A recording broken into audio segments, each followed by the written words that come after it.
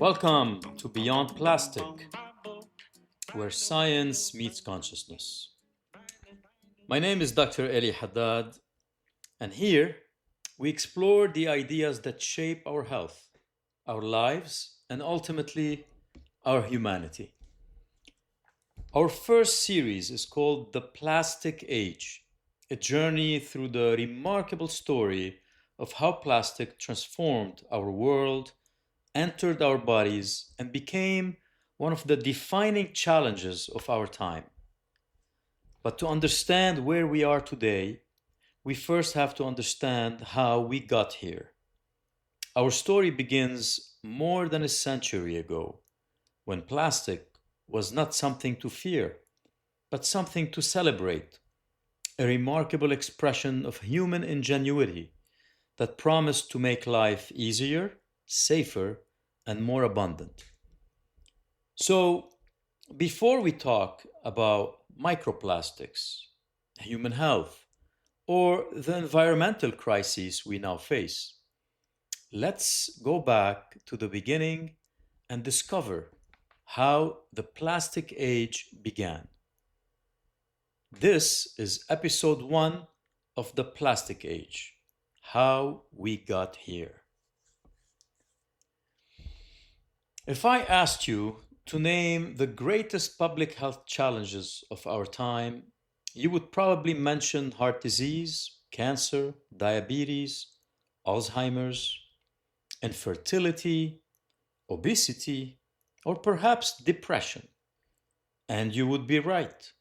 These diseases affect hundreds of millions of people and consume enormous amounts of scientific research and healthcare resources every year. But what if I told you there is another story unfolding quietly in the background? A story that is not defined by a single disease, but by something we all share, rich or poor, young or old, healthy or sick, regardless of where we live on this planet. A story so recent that our grandparents never experienced it, yet so widespread that every child born today inherits it from the very beginning of life.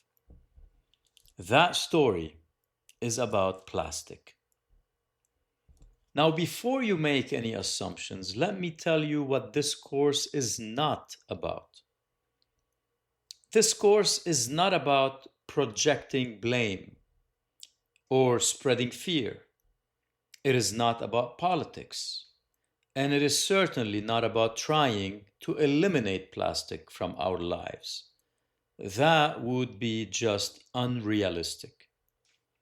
In fact, I would argue that plastic is one of the greatest inventions in human history.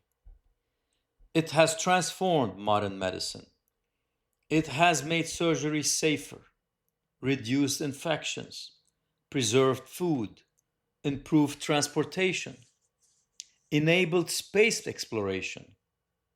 It has revolutionized technology and made countless products more affordable and accessible. Every single day, plastic saves lives.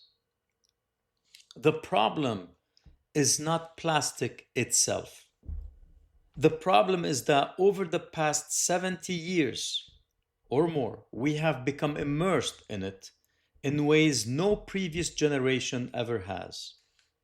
And for the first time in history, scientists are beginning to ask a profound question. What happens when the material that transforms civilization also becomes part of our biology? That question changed my life. For more than 20 years, I have practiced as a cardiologist. My world revolved around the heart, diagnosing arrhythmias, implanting pacemakers, treating cardiovascular disease, and helping my patients live longer and healthier lives. Like most physicians, I believe that if we continued improving our understanding of cholesterol, blood pressure, diabetes, exercise benefits, nutrition, genetics, we would gradually win the battle against chronic disease. Yet, something did not quite fit this equation. Year after year, I found myself seeing younger patients with conditions that once belonged almost exclusively to older adults. Chronic inflammation seemed increasingly common. Autoimmune disease were becoming more prevalent. Infertility was rising. Metabolic disorders were appearing earlier in life. And despite extraordinary advances in medicine and the wellness industry, the overall burden of chronic disease continued to grow. Of course, there is never a single explanation. Human health is complex.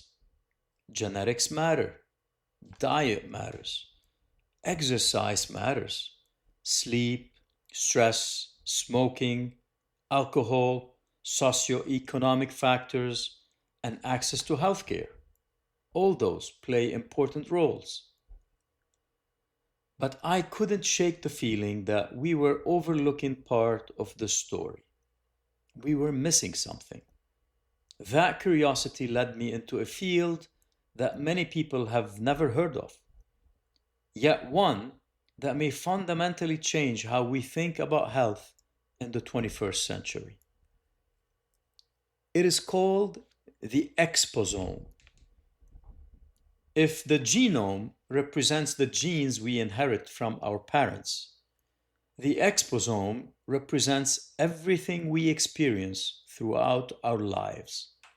Every breath we take, every glass of water we drink, every meal we eat, every chemical we encounter, every environmental influence that interacts with our biology from the moment we are conceived until the day we die.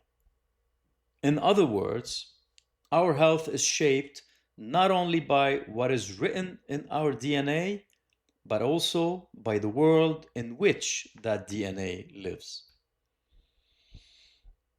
Once I began exploring the science of the exposome, I kept encountering the same material over and over again. Plastic. Not because plastic is evil, but because it has become uniquely ubiquitous. It has become pervasive in our lives. Take a moment and look around the room you're in right now. Your phone probably contains plastic. Your computer certainly does.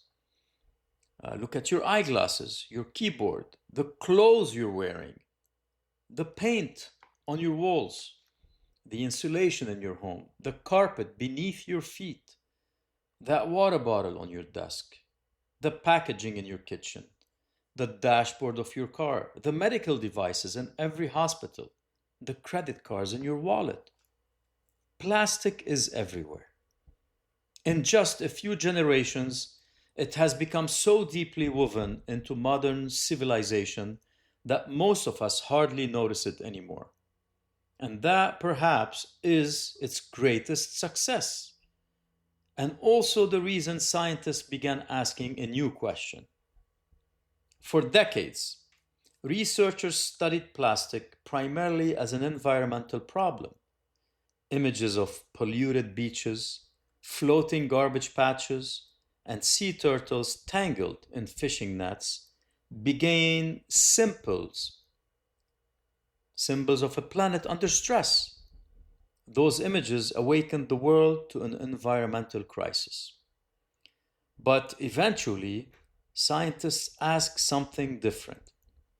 If plastic is breaking down into microscopic particles that are now present in our oceans, rivers, soil, food, drinking water, and even the air we breathe, where do those particles ultimately end up? The answer surprised everyone, including me. One study found microplastics circulating in human blood.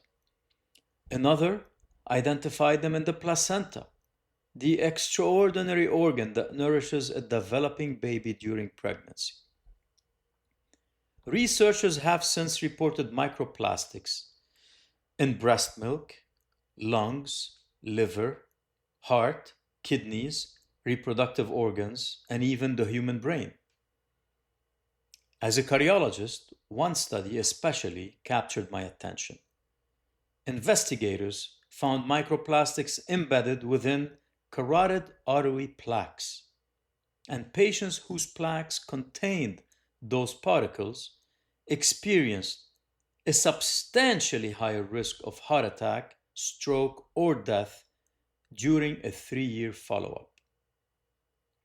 That study did not prove plastic caused those events, but it asked a question that simply could not be ignored.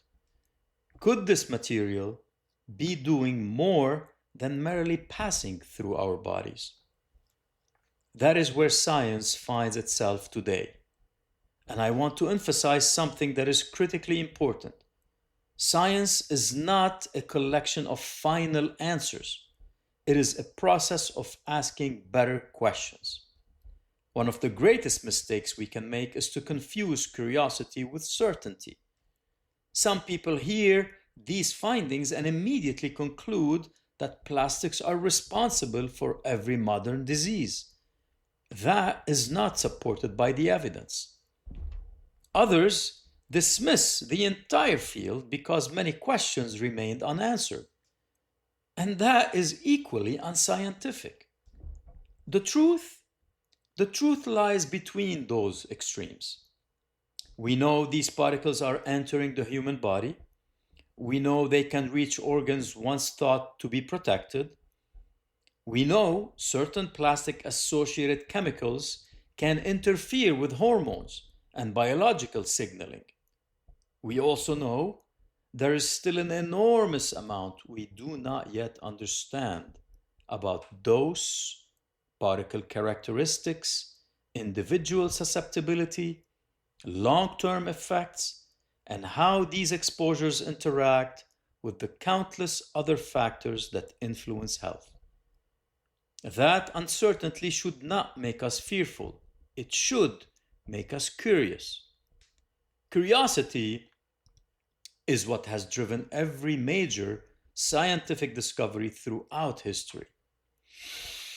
Several years ago, I realized something else. Scientific papers are essential, but they rarely reach the general public. Most people will never read a medical journal, and even those who do often forget the data within days. But stories are remembered.